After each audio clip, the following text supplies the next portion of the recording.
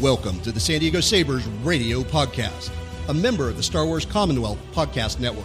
San Diego Sabers is the premier lightsaber combat training group in the San Diego area. On this show, we get together and talk about saber fighting, combat techniques, and a lot of Star Wars geekery.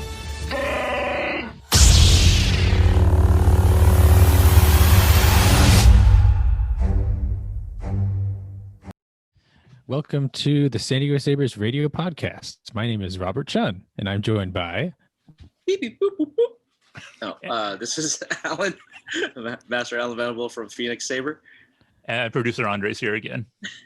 Yes, welcome my esteemed colleagues. This is episode 130 of our radio podcast, which is a lot of numbers, and I wonder if being 130 is like being 30, which I'm going to be in almost exactly a month and a half, which is very strange. Wow. Congratulations. It's going to be I don't know, man. I don't know if it's congratulations or not, but we'll see. A new decade. We made it this far. New decade of age. Yeah. Dude, I just hit a new decade myself, actually a month and a half ago. So I hit 50. So, decade marks are pretty cool. Although I did go to the doctor last week, and he kept using the phrase "for your age." So every time I asked him how I was doing, he goes, "Yeah, that's about right for your age." Or, "Hey, I'm dealing with this." He goes, "Yeah, that's about right for your age." I'm like, dude, I don't want to hear that. Yeah. Well, I'll let you know. Well, once I get to 50, I'll be there too. I'm sure. I plan on being around. I'm actually going to the doctor now, so. Yes, fair enough. Yeah. Well, we have some exciting stuff to talk about today, but first we have a trivia question. And I will let you take it away, Andre. Okay. So since chapter 13 is big on Ahsoka, and I consider this an easy question, but it's a piece of trivia that you guys probably should know. Who was the Jedi that brought Ahsoka to the awareness of the Jedi Council, of the Jedi community, of the temple? And we'll answer that at the end of the episode. Cool. Yes. So today we are going to be discussing, we're going to give a 2-minute little thumbnail of how we felt about the Lego special. We might revisit it later with a larger group of people and maybe large quantities of alcohol. But we've got probably the best way. I think that's the way we'll have to interact with that, because it was special. And then we have chapter 12 and 13 of The Mandalorian, which makes it episode 4 and 5 of season 2, The Siege and the Jedi. So yes, sir. At this point, only Alan and I have watched the Lego special. I was looking forward to hearing a Lego-y synopsis of the madness, but yes. I'll let Alan try to explain it, because I don't know. First of all, Robert, have you watched the original holiday special? I absolutely have, and I was hoping for equal, if not greater, amounts of Wookiee porn in the Lego. Well, there are Wookiees in it, yes. And technically they are naked. What? Well, I guess there you go. I'm already excited. But it is a Life Day celebration. Everybody's celebrating Life Day, and basically, I'm not sure if Lego canon is canon. Lego is canon adjacent. Okay. Canon adjacent. So it takes its cues from original canon, but what they do doesn't necessarily affect canon. Right. I see. Okay. Parallel universe. It's meant to be tongue in cheek, and if you are watching this and you're over the age of 8 years old, you have to take it that way. Oh, yeah. Okay. First of all, Rey is training Finn to be a Jedi. Whoa. Okay. Yeah. So start with that. Huh. How do you feel about that, Robert? I mean, if that was the way it went originally, I guess that'd be fine. But if this is a weird, I don't know. It's very strange. That's not what I expected at all. Yeah. So that's how it starts. Okay. And then she has the normal Jedi Master misgivings of, am I a bad teacher? Sure. So she has to go on a quest to figure out what it is to be a good teacher. All right. That's her story. Okay. Then there's another story intertwined with that story, which is Poe trying to basically make the best Life Day celebration ever. Okay. surprisingly looks like a lot of ugly Christmas sweaters, Star Wars themed. Yeah. Lights around the house, and is it Rip Tip? What is it called? The rope, the beast. That sounds like a drug. Yeah, right. Trip Tip. Yeah. But no, it looked like a turkey when I watched. Really big one. Like a turkey. But basically, Rose and Finn are trying to help him with, along with Chewie, and they try to help him. Try to have the best Life Day celebration on the Millennium Falcon ever. So, of course, hijinks ensue. That's the B story. Sure. A story is Rey going over to what looks like, I forget the name of the planet, but it looks a lot like the Jedi Temple on Ilum, where all the crystals and stuff are. But she goes there and she finds basically a time crystal. And yes, in order to visit the Jedi Masters of old, she uses the time crystal to open a time portal in order to eavesdrop on. On so this is getting some Avatar vibes here. Yeah, so she basically takes it and BB-8, and they end up on. They basically go back in time a little bit at a time. First off, they show up on Dagobah while Yoda is training Luke at the very famous, X-wing, judge me not by my size thing. And of course she gets attacked by a swamp monster because it's Dagobah. And she has to trip out and go. And then basically she ends up underneath I think it's the conference table on the Trade Federation ship from Phantom Menace. Obi-Wan is whining about how boring it is until the gas hits, and then they have to go again, and she ends up on top of the elevator from Attack of the Clones, where Obi-Wan and Anakin are talking right before they see Padme, and then they go back again, and just like a little bit at a time, they finally end up in the throne room of the second Death Star, where she's watching Vader and Palpatine talking. Wow. Okay. she escapes just long enough for the Emperor to go, hey, what's that? And to send Vader after her. Okay. And so Vader jumps through a time portal. Oh shit. And ends up at the temple, and they have a little force battle. Of course, it's a Lego force battle, so it's really fun. Lego force battle, yes. And throwing bricks around. Yeah, and then they fall through time a little bit. They end up on the rebel base on Hoth, where they continue their fight, and then a bunch of stormtroopers and Vader, the Vader from Hoth, not the Vader that's tripping through time, actually interrupt them, and Vader fights Vader for a little while, which is fun. Oh wow! And then after that, they kind of sweep it all under the rug after they fall through the portal again, and they end up fighting over some pod racers. Ooh, and they fall through time again, and they end up pulling X-wings through, and then clone troopers through, and a bunch of things, and they finally end up on Uncle Owen and Aunt Beru's farm on Tatooine, just over the berm where a certain young Luke Skywalker is looking at the two suns. Okay. And wiping the blue milk from his face. Wow. And, this is interesting. So it's exploring quite a bit. Yeah. So it's a big epic battle. You even see a cut in half Darth Maul fighting. There's a bunch of so there's good Anakin and bad Anakin from Mustafar.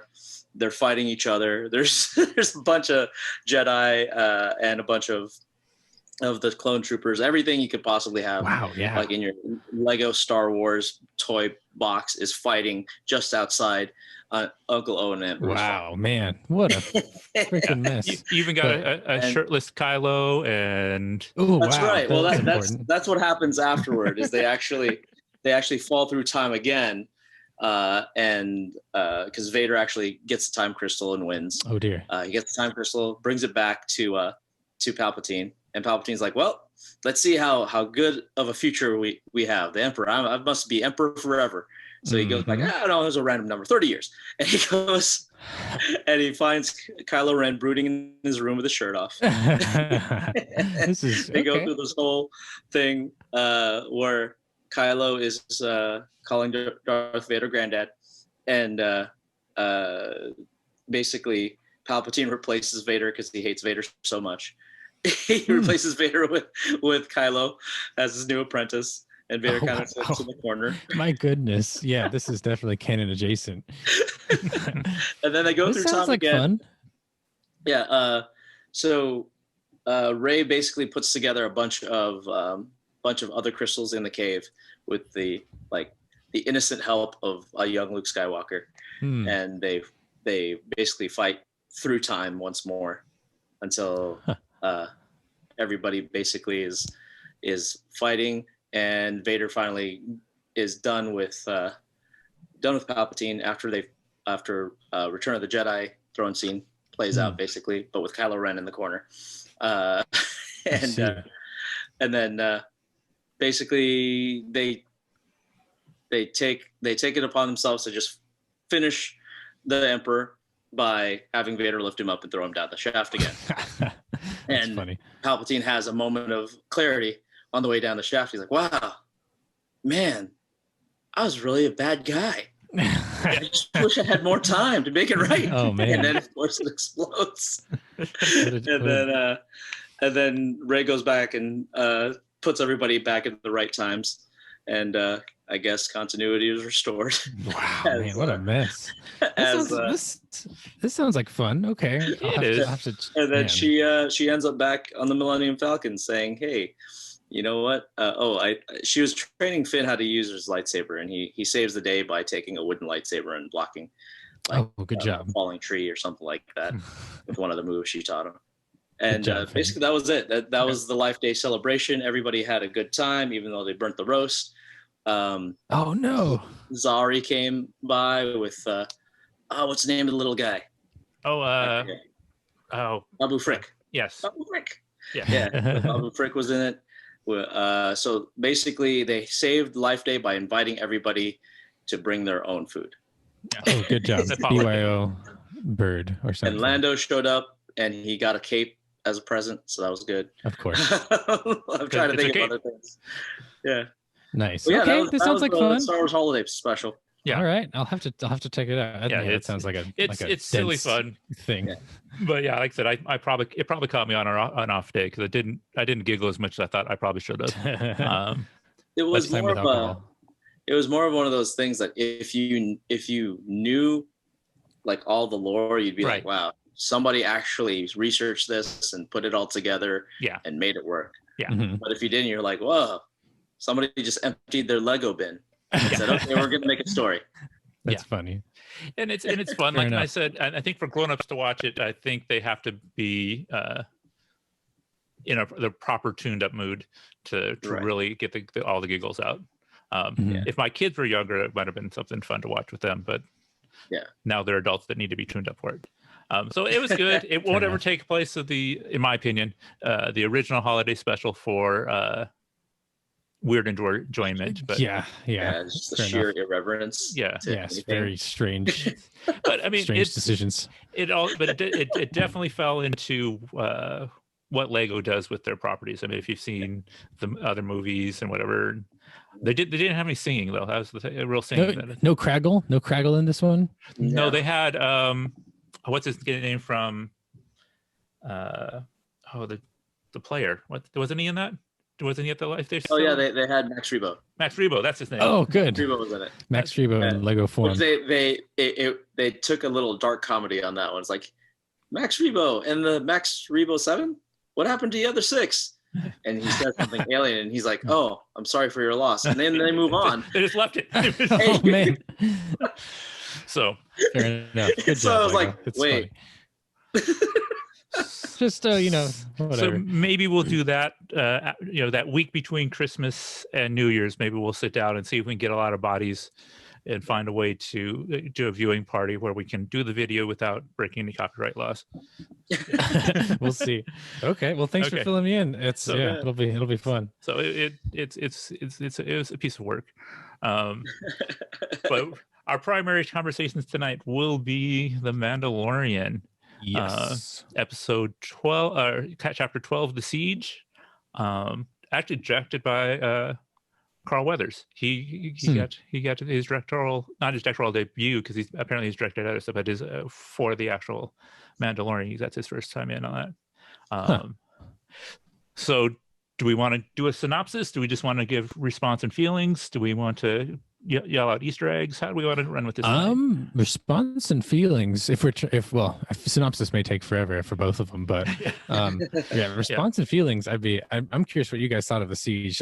This may be a rather unpopular opinion, but I felt like The Siege had a sort of lesser production value feel to it than the other ones to me. Like particularly in the parts where they were, they're infiltrating the secret base, right? Where this supposedly abandoned Imperial outpost. And I don't know what it was, but it felt like parts of their infiltration, like when they're running through the base, whatever, it kind of just felt not like everything up until this point has been like top tier, unbelievably like amazing production value, amazing sets, amazing props, amazing outfits, costumes, etc. It felt a little like maybe like 85% of what it has, and I'm not sure if that was just me being strange, but like it felt sort of like they didn't have the budget to make it feel as immersive as usual.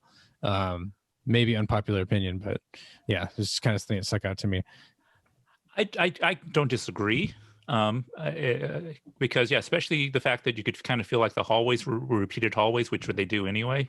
I don't think it takes away from the value of the story. No, I don't think so either. It just kind of caught me off guard. It's kind of comes back to the old Star Trek kind of down the hallway on the Enterprise. It's like, okay, this is the same hallway, we're just coming from a different direction. That's an old TV trick. But no, I can imagine that they had to find a way to tighten budgets up, especially if they're bringing in all these guest stars. That's true. Yeah, the budget might have to be a little different. Not that their special effects are still better than 90% of the TV stuff, 98% of the TV stuff's out there. I appreciate it because it could be considered a filler episode, although I'm kind of liking. I listen to the ladies on Force Toast. It's another podcast if you have opportunity to listen to. So I really enjoy them. They're calling what we've been calling filler episodes, distraction episodes. They're just a distraction from the main quest. That's funny. I like that. It gives it a little more reverence than, we're just sitting through this till we get to the next one. Which, fair enough. Okay. Part of the challenge was, since we kind of knew that Ahsoka was coming, this one kind of just, you were just like get through it. Yeah. Fair enough. This episode, if you're talking about quests and like playing, like, now popular like MMOs and stuff like that, there is a main quest, which is what he keeps on referring to. I've been quested. He literally says, "I've been quested," with getting this guy back to to the Jedi. And the fact that we know Ahsoka's coming makes it, like, especially in the in the episode with Bo-Katan, you're just like, okay, Bo-Katan's there. We know there's a straight line to Ahsoka. Yes. You've heard rumors that it's going to happen. Holy crap, it's going to happen. And then you are reminded almost immediately that they're not going to make it. Yeah. Unless he gets repairs. And it's like, okay. It is a distraction, but it's a necessary distraction. Yeah. There are certain things that need to be checked off on the checklist before they move on. I mean, it's good storytelling. It wasn't like one of those, like a Star Trek anthology kind of vibe where we stop this episode and we have a whole new train of thought and then we go back to this episode. So no, it's well done. It is meant to be. I feel like this is long form storytelling. Yes. This is meant to be binged, right? Fair once enough. All the episodes are out, it's meant to be sat down and watched, in succession again. Yes. And not just, that little tidbit. Now, yes, you could say that it is a side quest or, whatever, but once he got there, there was a whole new story happening because we do want to know what did happen to Cardu. what actually did happen to Grief Targa, Mhm. you know, and what happened to, you know, was it what's the name of the planet? Something. Starts with an N, I think. What is it? Oh, and then we got the return of Navarre, yeah, and then we got the return of the Doctor character from first episode or the first episode, third episode. Yeah, you got the blue guy. Horatio Sands. I got him from the bounty. You got Dr. Perio or whatever his name was, and you have the literal plot explanation of why the child has been gotten. Yes. So that's very true. It's a good point. It's a distraction or side episode or filler episode, but if you were paying attention, they gave you information. It definitely filled a lot of cool stuff. Yeah, because you've got. I love the fact that they didn't actually use the term metachlorians. They used M count, right? Because here, and this is something I want to talk about a little more in the next episode, but it also kind of relates to the previous episode. Is like how much is the casual watcher getting out of it compared to us who are fans getting out of it? Right. You got Bo-Katan. Like we're jumping up and down in our seats where a regular Joe's like, oh, that's cool. Is that Katie Sackhoff? I think I recognize. We're like, oh my gosh, it's Bo-Katan, and then oh my gosh, it's Ahsoka. Oh, and her sabers are white, and yes, all the Easter eggs. I was freaking out because one of the WWE superstars was a Mandalorian. Yeah, I was like, holy crap, that's Sasha Banks. Yeah, that's the girl. She's awesome. So it's one of the things that's like, is it fan service or is that just really good storytelling to give that many layers? Right. I think it's good layers. Yeah, like you watch some of the old, not all of them, but some of the good old animated movies, that were supposedly children's movies. Like they actually have some dark humor or some very adult jokes in them. Disney was full of them. Yeah, that's great. Yeah. Yep. And I think so if it can be enjoyed by multiple audiences and appreciated on multiple levels, I think that's great. Okay, I think that's the key to the success of the Mandalorian. Actually, is the fact that you don't have to have the deep knowledge of you don't have to have the deep knowledge of Star Wars, but at the same time, if you're coming into it brand new, at the same time when you're brand new, you will enjoy it almost as much as the person that's doing it, because that gives you an excuse to talk about it. Right. I agree. And that person with the deep knowledge is like, let me show you the true way. Here's the list of episodes of Clone Wars you must watch before next week. Right. Right. It's like the very last episode when you see the Darksaber, everybody's like, "Oh my god!" Right? Yeah. Because now you're like, "Oh, what's the big deal? It's a lightsaber." It's like, "No, it's not. No, it's not just a lightsaber. You are so wrong." Let me tell you about Jackson Dula. So, question for you guys. Yes. One of the things I was stoked about in this episode was they showed, as they stole this whatever industrial vehicle, trying to flee the base, after their business is done, and they're being pursued by the Empire. Well, okay, they have these dope shots of scout troopers on speeder bikes. That one shot where he's coming over the hill like a mad dirt bike, and then he lands on the ground and puts his right foot down in a power slide, which is that's I mean that's what you do when you're riding a dirt bike. I thought that was super and then legit. He immediately crashes. He does. In true scout trooper speeder bike fashion. Right. It's like you weren't even being shot at. Yeah. Yes. But after all scout troopers are dead and the TIE fighters come out. Yes. Okay. Am I way behind the times, or is this the first time we've ever seen in canon TIE fighters taking off from the ground with these crazy scissor wing things instead of being launched from a wreck? That's correct. That I think definitely in live. Even in the old stuff, they always had this tiny ladder that came down. Whereas this new version of TIE Fighter actually has the cockpit that rises and falls. Yeah. When you saw in the first season, when you see Moff Gideon for the first time, he actually rises out of the thing. That's true. Yeah, that's right. He walks down. All the other TIE Fighters used to have a cockpit with there's a hatch on top. Yeah. And then also a ladder going down. Yeah. I see. For some reason. So yeah, in my Star Wars encyclopedia, which was written many years ago, it details how all TIE fighters must launch and land from special racks, and they have no landing gear. But these TIE fighters have scissory wing landing gear. Yes, that they was do. Quite interesting. You even see it in what is it? The Force Awakens. Yes, they all have that crazy the first TIE fighter that Finn and Poe. Yes, they're tethered and they're on like these big racks. Yeah, I don't remember the. They don't don't remember take off from the ground. No, they drop and slide. Yeah. Okay. Yeah. So these are very interesting to me. Then they're special VTOL. Again, this is 5 years after the second Death Star. Right. Yeah. So that's interesting to me because I mean, clearly in 5 years they've advanced the landing technology of these TIE fighters quite significantly. Right, but at the same time, you also think, it's the First Order. They were out and past the Outer Rim. That's fair. Okay. In the vast reaches of nothingness that was out there, or wherever the hell the Emperor was. And so they have kind of the old design still. That's true. I guess, it's not technically Imperial. Yeah, you're right. Okay. Yeah.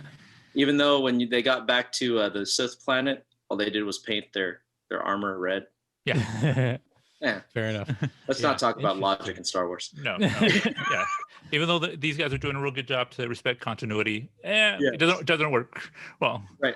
So let's the continuity, though. If you think about it, there are so many implications of what is explained at the end of that episode. Yes. With the cloning process and the M true. count and everything like that. And you look and you squint and you're like, it's kind of shaped like Snoke. I don't know. That's one of that's my first thought. It's curious, but that's the thing. If you've got clone technology, that means you're splitting cells and whatever. Then why do you need transfusions? That's a science it's weird science I don't understand. The Sith have powers that are considered unnatural. Not natural. Yeah. Fair enough. We'll go with that. We have space magic, Andre. Yeah, space magic. They're space wizards. Yes. We get the once again kind of fanatical nature of, we're getting captured. Let's blow up this stuff. Otherwise, we'll get in real trouble by those two technicians. We get this Mando finds out that Moff Gideon is still alive. He thought he took him out. Yep. We survived the TIE fighter crash. We get the image of what could be Death Troopers around Moff Gideon. You're right. We don't know what they are, but that kind of gives you that vibe. This is another one of those things that I have to see fleshed out. One of the big things in Last Jedi was being able to track somebody through light speed. Right. Well, they put a tracker on the Mando ship. Yes. Is it they're just hoping for him to pass by Imperial outposts and have him get picked up that way? Because it made it sound like to track a ship through light speed, you need a lot more technology than would be here 30, 40 years ahead. And you think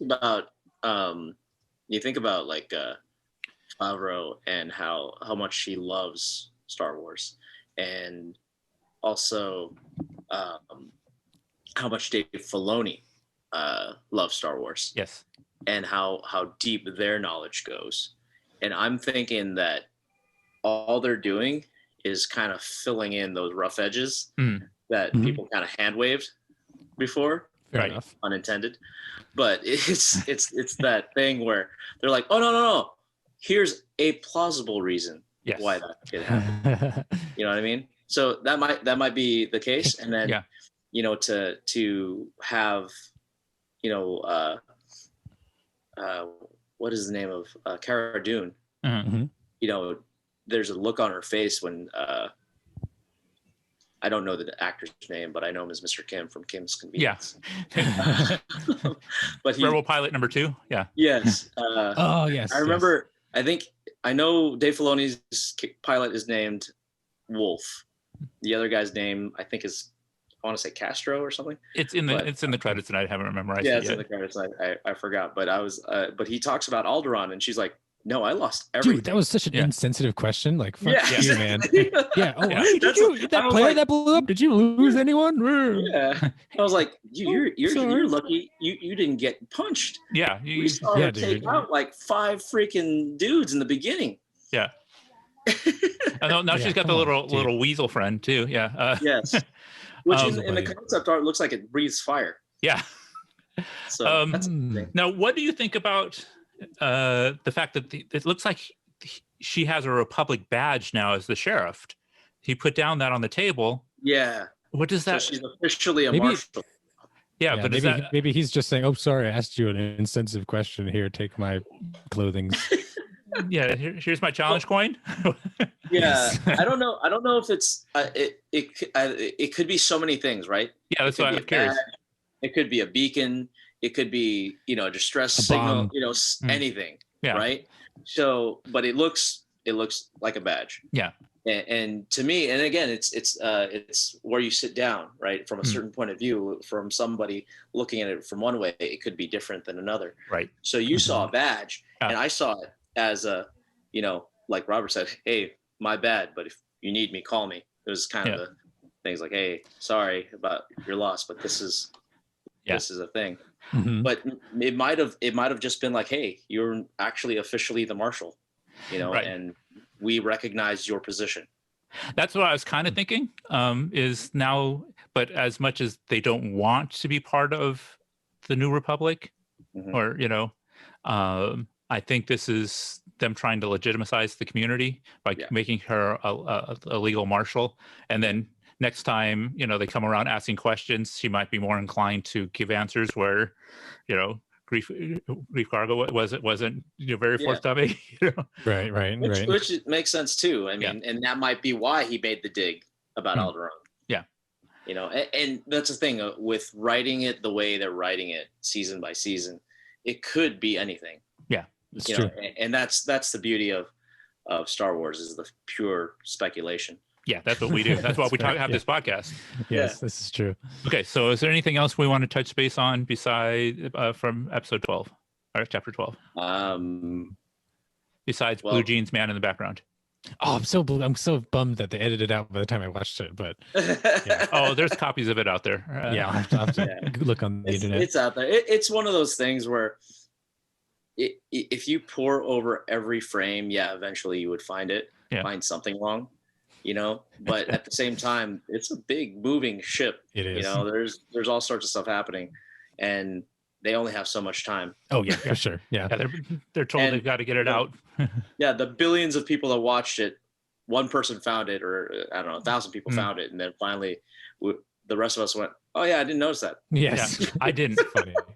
I didn't know because I was looking at the action, not the background. They're shooting guns and bad guys were falling down. Yes. But I like some of the memes that have come out of it. They're also one of the Easter eggs was they had a statue of IG-11 in Town Square. Really? Yeah. I didn't notice that. As they were walking over to the bar, the school, that you could see it in the background. The only other can we talk about how Kevin is a little klepto? Yeah. Dude. That's right. He's all about those macarons. Totally sniped those cookies. And the beautiful thing was at the end of him just going during the crazy flights. And the man literally doing what apparently this very night. That's exactly what it looks like. Take your cape and go bloop, bloop, whatever bloop. you got nearby, your cape. Okay, I got to clean up the kid. It's not it's the same thing as mom doing this. It's true. Yeah. Although that is, and that's those little things, right? Those little things make the story.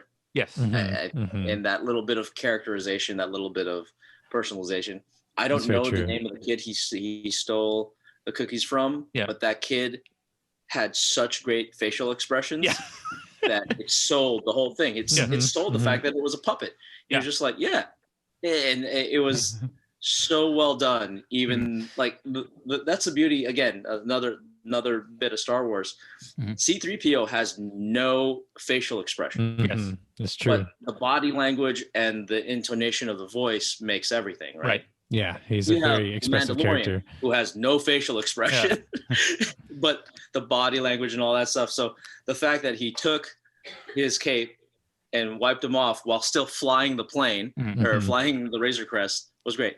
Can I ask everybody, do they have a mechanic that can work as fast as those guys? Oh my goodness. God, I was thinking that too. Like, holy shit, what did they do? They rebuilt that thing to bright and shiny and what would be the equivalent of a day. Maybe they just 3D printed a new Razor. Because not only that, they undid everything the Mon Calamari did. Because the Mon Calamari wrapped it in fabric and put it together again with Bondo and duct tape. And a little bit of seaweed, yeah. That was pretty impressive. Yes, well done. Mechanics. I mean, I barely get an estimate on my mechanic after a day and a half, you know? Yeah, right. I guess he's an important guy. Hey, his credit was good. Yes, that's the other thing too. It's like he doesn't got no money. What's going to happen? And this is a way to make it happen. Yeah, so that worked out well. Okay, so I think that's a good transition into the next episode. Okay, so first off, we were told it's a forest planet, but when we get there, it is desolate. It's spooky as hell. Down. Yeah. It is. They did a good job. I don't know where they filmed it, but like they really captured the like eerie, otherworldly. Same place they filmed every other episode. Which tells you that the magistrate has came in and just gutted the planet. Like, so it's not only is that she's not a good person because of her associations with Moff Tark, the Moff. At Thrawn, that's his name. She's also just a not nice person to the community, so she needs to be taken down. So that makes her a real good bad guy. But let's go ahead. Good bad guy. Let's go ahead and talk about. They throw a couple of hints in there that she could have been a Night Sister. Yeah, you know, her people got purged during the Clone Wars. Yeah. Okay. And I'm like, okay, is she a Night Sister? She could be. Yeah, could. I know the actress is Danny Lee Inosanto, who is Danny Inosanto was one of Bruce Lee's most famous students. Yes, and I think that's his daughter. I want to say. Wow. Okay. Well, which shows in the fights. Yeah. Oh, but let's go ahead and just start off with the introduction. The all you see is the Predator moment. Yeah. The moment that Ahsoka was Predator. Yeah. Basically. Yes. You can turn on the motion sensors. No motion. Yes. You know, look over there. Putting the tree in two places and then using that bit of the tree to hit another guy. Yes. That was legit. Yeah, man. So it was just really epic. And you do have that one scene where she pops up and just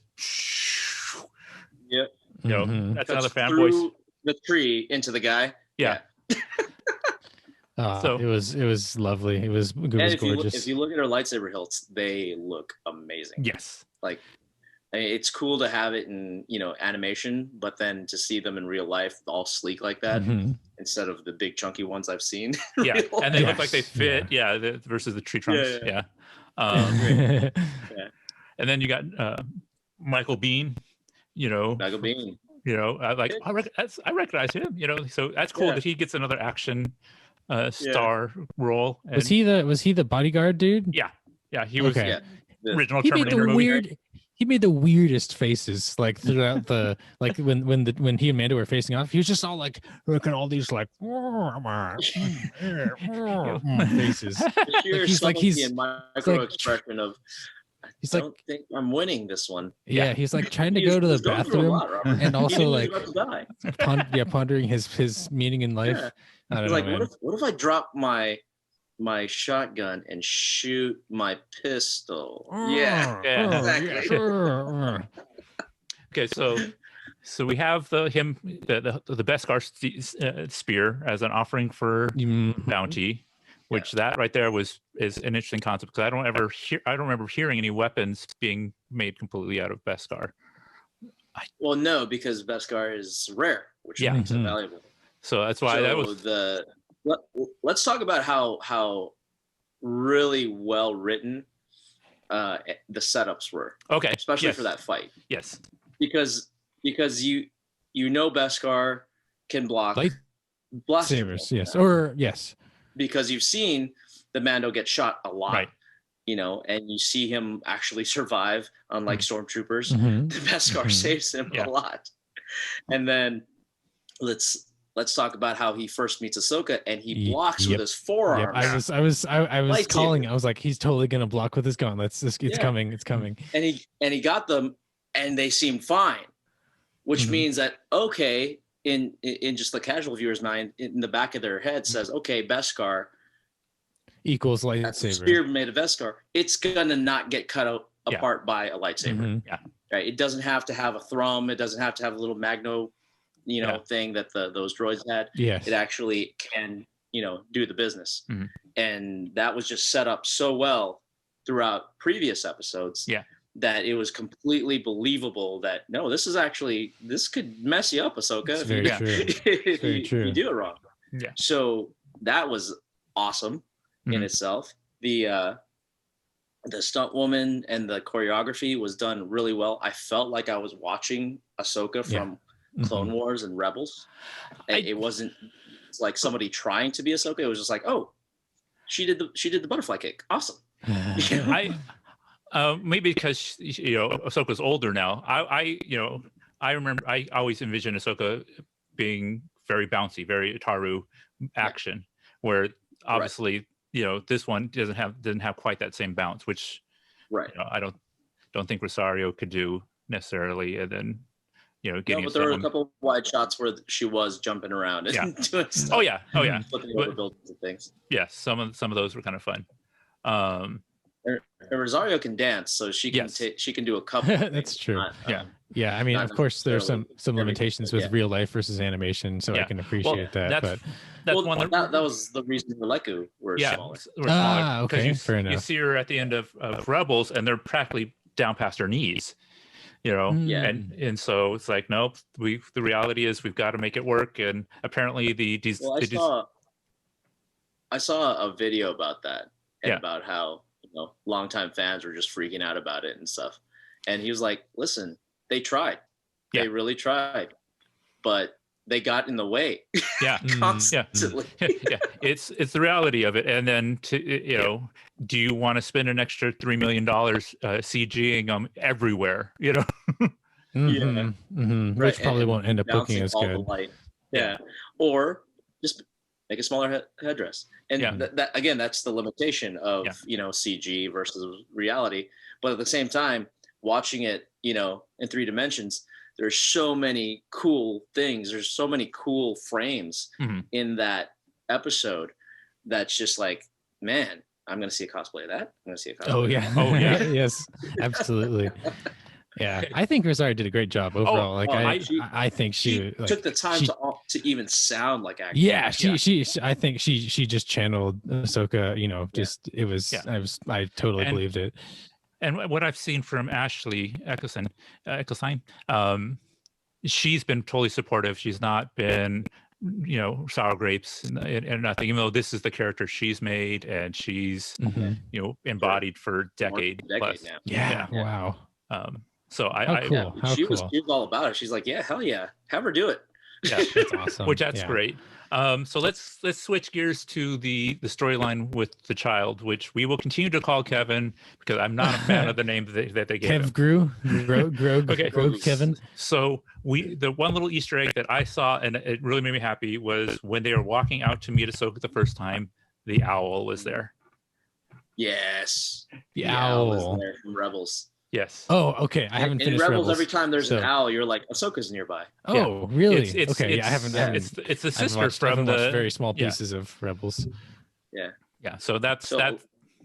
She's got a name, and I can't remember what it is, but that was cool. Actually also has that's a reason Bo-Katan's helmet is an owl. Yeah. So there's a lot of fan service on that. I am curious about the telepathy conversation, force chatting. I don't know. Oh yeah, because I don't. It's the latest thing. It's what all the kids are doing. I don't remember Ahsoka doing it any other time. It would have been. She did. Probably would have been in helpful Rebels, in numbers. kind of, but she did talk. There was exposition during that time. She did it once. Okay, but it was when she's talking to Ezra about stuff, and then if you look, like he's going through his whole force seizure thing. Well, she did say she could only. Oh, sorry. Go ahead. Yeah, no, go ahead. I was gonna say she did say, well, like Mandalorians asked, can you understand him? And she said like sort of or kind of. Like I don't think it was a full-fledged, they weren't able to have full-fledged conversations, but she was able but it's still it's just bits and pieces at least. Or is this something it's a conversation through emoji. Yeah. That's basically what I got. But does that mean it's something that the child has that he might be able to start doing with the Mandalorian? Well, if he's sensitive enough, maybe. Yeah. So I don't think so.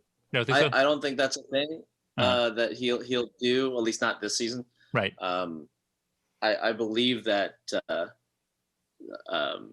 spoilers ahead there, the fact that she and again, this is wild speculation here, is the fact that since she asked for Grand Admiral Thrawn, Ezra Bridger's going to show up at the end of the season. Oh no!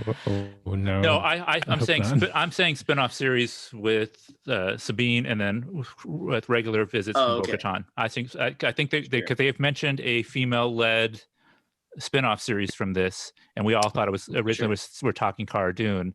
I think now if they could line it up, it's going to be Ahsoka with Sabine, and then that's what another wild speculation. I'm going to throw this out there. Not this little weird seed in your head. We're recording this for posterity, posterity, and prophecy. Prophecy. So we've already seen Sabine Wren. I think we've already seen her. I think she's the forger. Ooh.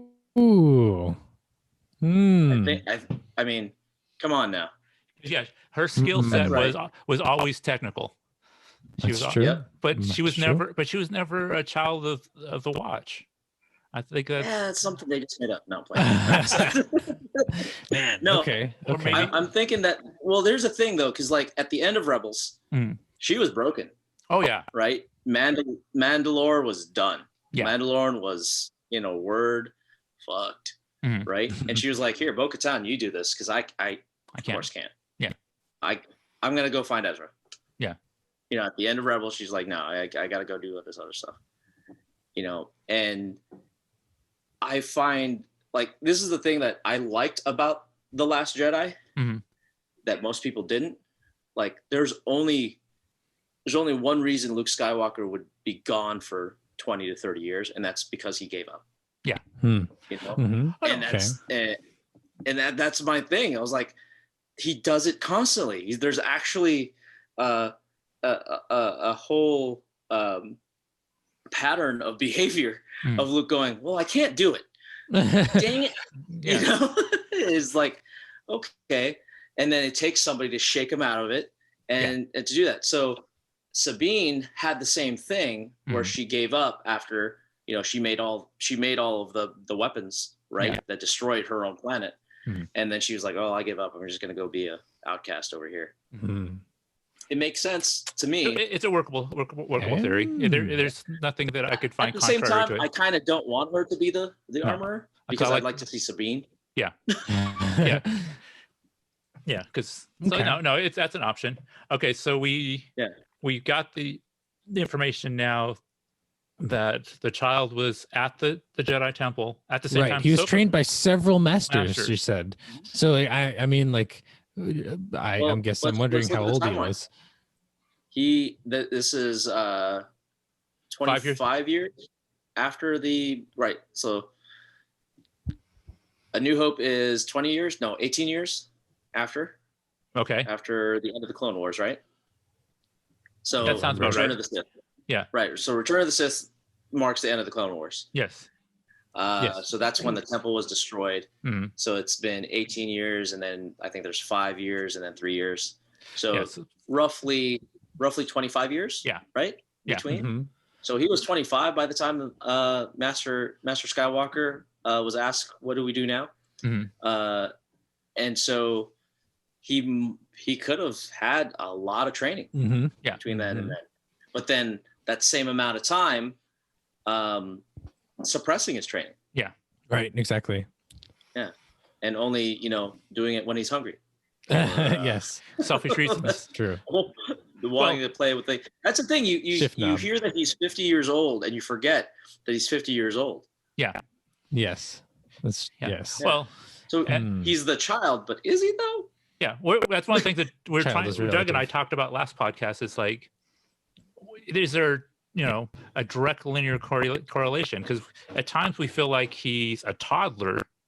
But at the other times we get a vibe that he's, early, kind of more early elementary, just silent. It's like where's this brain? Where's his brain? Yeah, age? Because even if we just do a straight linear math and say, okay, a year to them is, or 10 years to them is a year to us. So Yoda died at 900 plus. We have a life expectancy of 90. Okay, which is so theoretically he's 5. And he was being taught when he was 2, Yeah. Right. So his actions. So he does have a lot of actions that are what I would consider 5-year-old actions. I want those cookies. I want that ball. I want this. I do that. Right. Somebody's hurting daddy. I will force choke them, which traditionally is a dark side. Yes. Right. So it's so there's. I will levitate this mudhorn rhino. Yeah. So. We don't know how. I'd be curious on if they expand on how he got out, because that would really be an interesting sub story. Well, yeah, that seems like a story they put through in the comics more than the show. Although it'd be cool to see in the show as well. But what's the name of the head librarian? I was thinking the same thing. That's one I always forget. I'm awful with names. But yeah, that's one of the theories I saw out there. She got killed in the comics and not in the movie. So, and she put up a real good fight. And she got all kinds of stuff out of the library, and she was got. So that might have been one of the things. Is it Jocasta? I want to say her name's Jocasta. I'll agree with you. Yes, Jocasta knew. Hey! Madam Jocasta knew. Man, my Star Wars lore just pops out of nowhere. And the cool thing is if he was that force sensitive at that age, and I'm assuming because of his race, the odds of him hanging out with the regular younglings means that. Well, that's what I mean. Is he's 25, so would he be in the youngling class? Who knows? Yeah. So that's why he wasn't still figuring out his life. Yeah, but like most 25. We don't know what level of Padawan he was. Yeah. And so he would even if he was a Padawan, maybe he was just a youngling. Yeah. So he could have. So he wasn't with the rest of the younglings when Anakin, took care of them. Right. Dealt with them. Whatever. Took care of them. I'll take care of it. Whatever term you want to use. Now. Nap time. Permanent nap. Permanent nap time. I appreciate the subtlety of Ahsoka going, I can't train him because there's too much fear of him. And she had seen that kind of fear even turn the greatest of them. Right. That fully trained Jedi. Yeah. That to me was just perfect. Yeah. It's a way as frustrating as it was. Yeah. It's fair enough. Because we all want, Ahsoka, Grogu, Rocky, training montage, montage, right? With the or even a Karate Kid montage over a period of 700 years. Right. Yeah. So people would watch it. Oh, I would. But so that to me was the perfect way of explaining why they can't, they have to stay together, or that it was just once again they do so much well done with one line. Just like they explained away the helmet thing at the Mandalorians, one line. They explain, why Ahsoka can't train her, one line. But they are so layered that it's just perfect. Yeah, because I was concerned that it was going to be the Ahsoka show. Yes. Ahsoka Tano's here, which means that it's her show now. Yeah, because Dave wrote it and directed it. Yeah. It was like she kind of overshadowed everybody in Clone Wars. She overshadowed everybody in Rebels, even though it wasn't about her. Every time we saw her, we're like, Sneaks, right? Yes. But I think they did it so well. Yes. With just confining her to that episode. Yes. And still being like even the callback to the Clone Wars with how she's shown. Yes. Right? Because how many of them are there? Just the one. The one Jedi that took out like half of our forces. Yeah. Yes. Yeah. And talk about Easter eggs. How about the HK droids? Yes. The HK assassin droids. Yeah. From which is the HK-47 that's in the Old Republic? Old Republic, yeah, I think so. Yeah, and these are HK-87s. And that so, was yeah. like, Yeah, it's once again, it is so great to be a fan, to know all these things, because they're feeding it to us like candy, and we're just eating it all up. But it's not a necessity.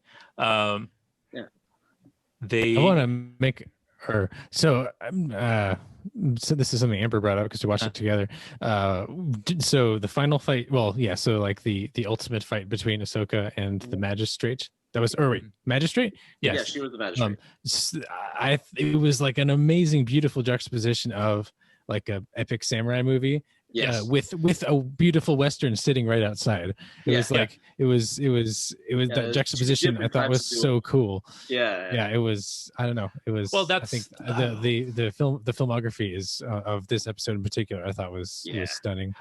Well, that's one of the things that I think Rosario mentioned in one of the interviews I read, is that she took either Dave Filoni gave it to her, or she took the inspiration of the lone samurai mentality. And so that's why that was the way it played out, especially the fact that once again, the outside in the street, it looks very Western town, inside a very serene garden, The Eastern garden, So let's talk a little bit about the fight. This is where I might be a little nitpicky, and I'm probably going to be the grumpy guy on the episode. Ahsoka went toe-to-toe with Vader. Yeah. And got a couple good licks in on him, to the point, smashed helmet, the whole thing. Yep.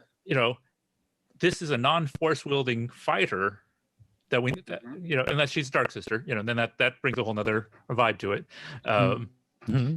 She was able to disarm her for one of her sabers. Yep. And put up a fight that I mean, it's gorgeous, but I don't know if you give Ahsoka what we consider her skill level from previous experiences, I don't know if the match was even or not. Sure, I agree. I was a little surprised at how good of a fight it was, or how sort of even of a fight they made it seem. It still looked awesome and great, and I don't know. I mean, and then that just it might be the fanboy in me going, Ahsoka by this time, if she's continued any sort of training, any sort of physical regiment, she's going to be a beast of a fighter. No human is going to, without the force, should one-on-one be able to even come close, and this was close at times. Or the thing about that too, I find as somebody that's trained people to fight, is it depends on what you're trying to do. Okay. Ahsoka needed information. Fair enough. Okay. And she didn't want to kill the Magistrate, whereas the Magistrate wanted to kill her. So there was a lot of times where I saw subtleties in the fighting. About holding back. And not going all out. Even when she got disarmed, she could have actually, done it. She didn't use any force power in that fight. That's true. Right. And neither did, my speculation that it was a Night Sister of the Magistrate. But that's the thing, is like, what did you want out of the fight? The Magistrate wanted the Jedi dead, so she went for, kill shots. Yeah.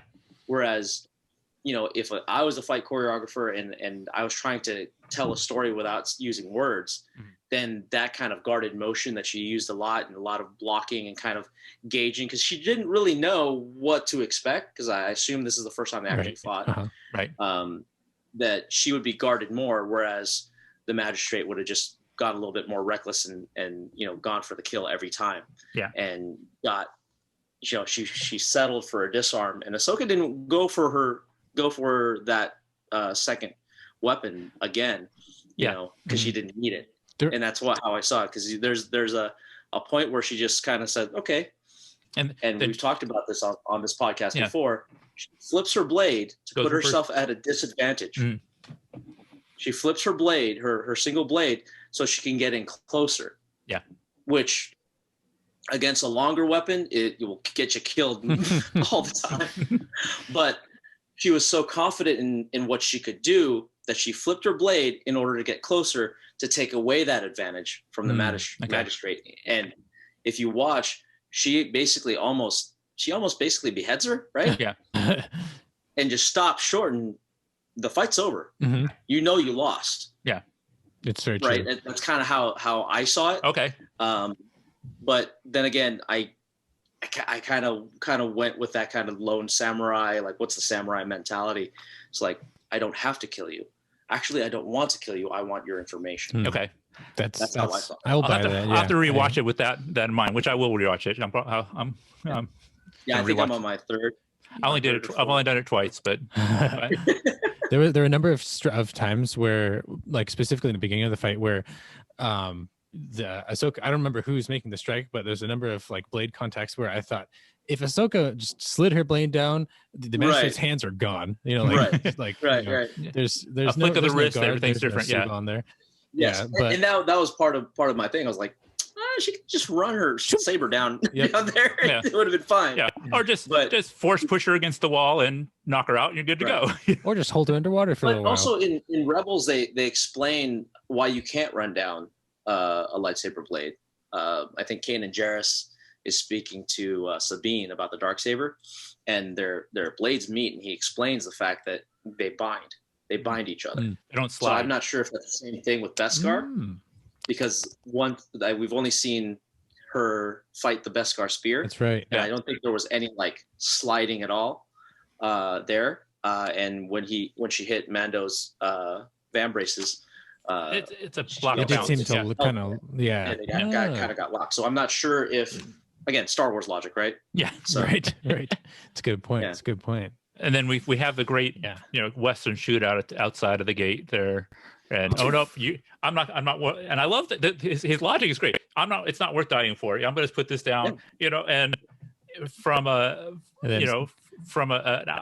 point of view, you're like going, oh, this guy's going to walk away. Okay. Because that's just like, oh, okay, he's a merc. Why would I stick around? Well, he even takes the time to check to see where his hand is, and as soon as Mando's hand starts to go away, that's when he tries to go for it. So he'll never quick draw Mando. Yeah. And it's, like I said, beautiful Western, beautiful. Just even the lone gunman on top of the roof. Just like in the Westerns, right? Yeah. So no, it was just visually just amazing. They just keep getting better. I mean, I was blown away by once we episode. got past the passengers, we've been going full bore that I just think they're keeping getting better and better. Keep it up. I'm excited. Yeah. I'm excited.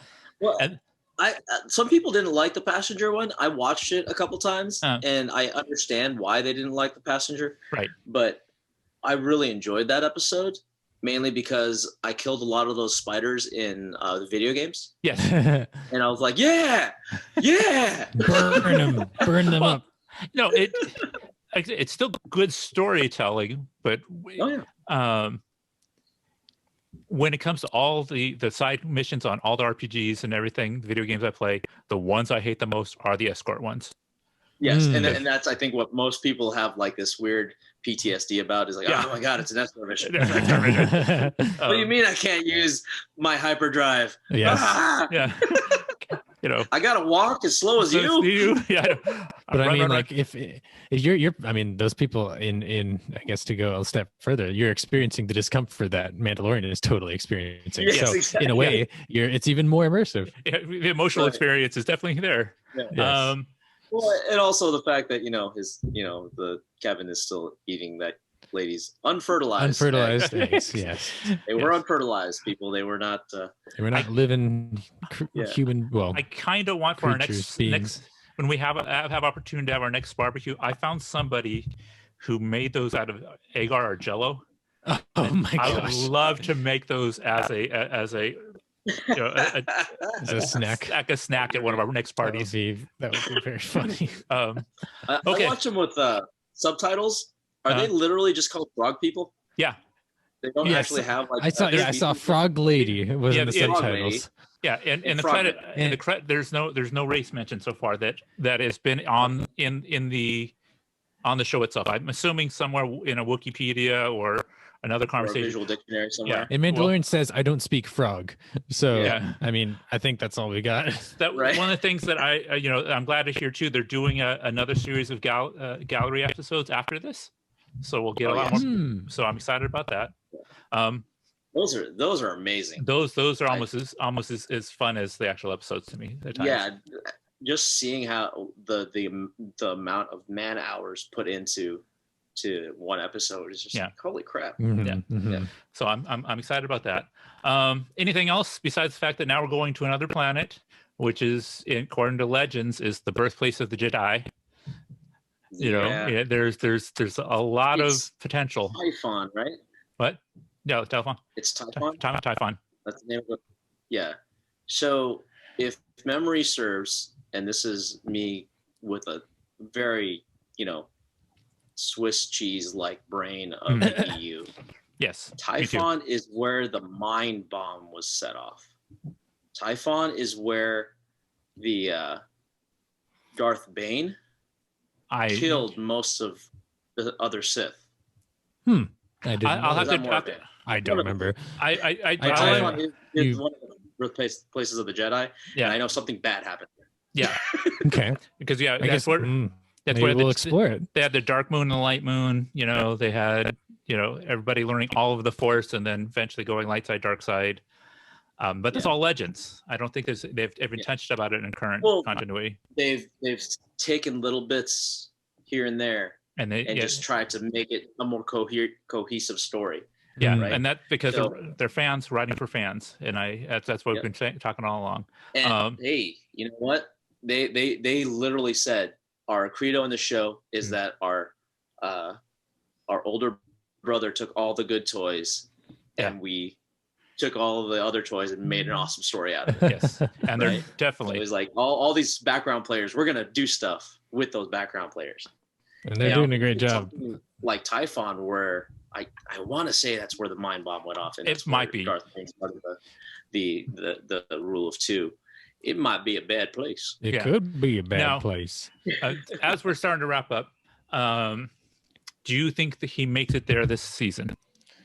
I feel like it. That's his 3 episodes left. I think he gets there and then they end on a cliffhanger. That's how it's got to be, right? Like he puts him on the pedestal and then credits. If it's anything like last season, it'll be a 2-part finale. Yes. Okay. So at the end of next episode is the cliffhanger to the finale, which is going to leave us going, okay, we're off on an adventure with Mando and Kevin again. Yeah. Or maybe it's like, oh crap, there's even bigger stakes now. Yeah. So that's we just like 2 seconds of speculation. I doubt they get to Typhon before this episode's over, before the series over. I think that's the right off to the sunset in this season. God, 3 episodes left. I was wondering when Boba Fett was going to come back in, because we've got Boba. They got to do something with him. Otherwise, that was a total waste of time. We don't know that was Boba Fett, though. See, again, it's speculation. Well, it could just be a clone. How dare you? Because IMDb and credits say Boba Fett. What happened to Rex? After the second Death Star exploded, did he shave his beard? So well, they still have to deal with that storyline. Let's use that phrase. We don't have to, not dealing with Boba Fett. We still have that character. We have all of it's been about Moff Gideon going after the child. That's been the story step 1, and we haven't really even addressed that much. We just keep seeing it pop up. But that's where I think the finale will go, is with Gideon catching up with Mando. Yeah, I was going to say maybe that might be. Yeah, is that on Typhon or somewhere else? We'll see. Is it on Typhon, or do they have to write off Typhon because Moff Gideon's after him. Yeah. So it might be one of those things. Yeah. And do we see any and then do we see more Mandalorians before the end of the season? Right. I think we certainly could. That would be amazing, first of all. Yeah. I love the fact, like you said, with one line, they said some messed up stuff. Like everybody, that's a cursed planet. Yeah. Everyone that goes there dies. Mm-hmm. Yeah. Right. I want to see what happened to Mandalore. Yeah. It is messed up. In Rebels, you look at Mandalore, you're like, that's a messed up place. Yeah. They live in the walled cities and nothing else. Yeah. What if that's where they end up? And it's one of those things where, hey, the Empire's coming after us. I am a child of the Watch. But hey, Bo-Katan's my friend. She actually wants that Darksaber. Mm-hmm. Maybe all that comes to a head. See, that's where I'm thinking this season's going. It comes to a head. We get the Mandalorians. We get the Darksaber. We get Moff Gideon. We get them tracking the Razor Crest, and that's where we get. And then I think at the end of our season is them riding off to the sunset to go to the planet. Okay. And then that's my speculation. That would leave a huge amount of tension and unresolved, Well, they've already been approved for season 3, Mm-hmm. And then there's the New Republic to think about too. Yeah. I mean, they're just going to pull over Gideon, give him a speeding ticket. Made. Yeah. Yeah. So we've got a lot of potential. I'm thinking we'll have to decide when we get to the second to last episode. If it feels like it's a 2-parter finale, that if we want to combine them for podcast sake, or if we just want to keep doing 2 and then leave the last one as a separate by itself episode. But that's behind the scenes stuff. We'll figure that out later. Have a counter in the corner with how many times we say, "Oh my God," How many times I bounce? I bounce forward. Right. That's usually I don't usually do the "Oh my God." I usually do the. And I just I lean in, or I rewind. How many gas go there? Yeah. Did I see that right? Did I hear that right? It's going to be a lot. Yeah. Okay. I do remember watching the Jedi and pumping my fist in the air. Yes. And every time she fought during that, especially the Predator moment, I'm just like, ooh. Yes. Well, as soon as Bo-Katan said her name, I did that too. I remember doing that. Jill got kind of was like, "What the hell?" Well, that's the thing. I'm assuming Jill's an average Star Wars fan versus you're the uber Star Wars fan, where so that's kind of what our demographics are. So I do a lot of that. Kip's familiar with a lot of lore, but she hasn't watched a lot of the animated stuff. Yeah. And so and we don't watch it together because it's not a safe it's not a safe space. Because I can't wait for her. Yeah. It's like, I'll get to it. No, as soon as I get home from work on Fridays, right? If I'm not too sleepy from work, I will turn it on and I'll watch it. And then if it's really good, it means I don't really take a good nap, but that's okay. And then when I get up from my nap, I will watch it again. There you go. And so she's like a couple 3 episodes behind, and if I had to wait for her, the podcast wouldn't work, and B, I explode. Oh, here's another one of those things. There was one Friday that, because of other things going on, I didn't get to watch it that Friday. I knew I'll just watch it the next Saturday. I think it was the passenger episode. So I wasn't, and I went to work Saturday morning. And a couple of the guys I work with literally called me a bad fan for not watching it already. Oh no! You call yourself a fan. We can't even talk about it now. Nothing worse to Star Wars than their fans. Yeah, yes. To other fans. Yeah. We need to wrap this up. I literally have to go to bed right now. Because we had a trivia question. This was a pleasure, guys. Oh, I missed hanging out with you guys. It makes my week. Trivia question was, who is the Jedi who discovered Ahsoka Katana? I'm already Ahsoka Katana. Katana. I want to call her Katana. Nice. And brought her back to the temple to start her Jedi journey. Answer is Plo Koon. Oh, yes. Master Plo. Which is a weird name, but Master I guess Plo. for the And he what was up, Master Plo? Okay. Pretty BA too. That's yeah. Oh yeah. Yeah, Plo Koon was a boss. Awesome. It's just super sad. He got shot down in a ship. Yeah. It's such an unspectacular way to die. Yeah. Yeah. Well, it kind of gave me hope that Moff Gideon survived. Maybe Plo may have gone down but not died. Who knows? Crapshoot. Okay. But so, he was a cool, this guy. Yeah. Okay. Only other piece of information is the club is still doing their best to try and figure out how we can start getting back together. Right. California once again is at purple tier. Curfews are in place. 1,800 new cases per day. Yeah. So in San Diego, our priority has always been safety and fighting, and we are also taking that all the way through to our practices. Safety first, meaning we will continue not to train together as a group until further notice. So sorry about that, guys. I know that sucks for our gang.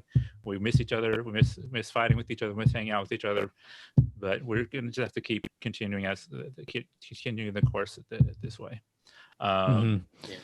Safety's important. Safety first. Safety is always as boring and frustrating as that can be. Yeah. So this has been episode 130. If you want to get a hold of us, you can email us at Andre@SanDiegoSabers.life for the podcast information. If you want information about the club, it's info@SanDiegoSabers.life. You'll be, if you are listening to this as a podcast, you're finding it at your podcast. If you're watching this on YouTube, you find it on our YouTube channel, San Diego SD Sabers. Instagram, Facebook, all those things. We're San Diego Sabers, unless it's the hockey team. Then it's that's not us. Our Twitter is pod_SDS podcast. So if SDS pod SD Sabers, there it is. I have so many of these that my brain, I should just look at them every time I do it, instead of trying to do it from memory. You're doing great. And then, just a side note, one of those guys at work, Dave, I know you're going to listen to this in the next couple of days. When you hear this, I want you to tell me, because you're probably listening to it at work right next to me. Thanks, dude. And this, for San Diego's radio podcast, San Diego Sabers radio podcast, this is producer Anders saying good night. Good night. This is Alan saying good night from Phoenix. And from San Diego as well, this is Robert Chun. Good night. Take care. See you next time. Bye. Bye. Beep, boop, beep. Until next time, remember, always keep your blades up, don't lose your tip, and may the Force be with you. San Diego Sabers Radio Podcast. Star Wars. The Star Wars logo, music, characters, and other Star Wars items are the property of Lucasfilm Limited or their respective trademark and copyright holders. All original content is property of San Diego Sabers. Copyright 2020. May the Force be with you.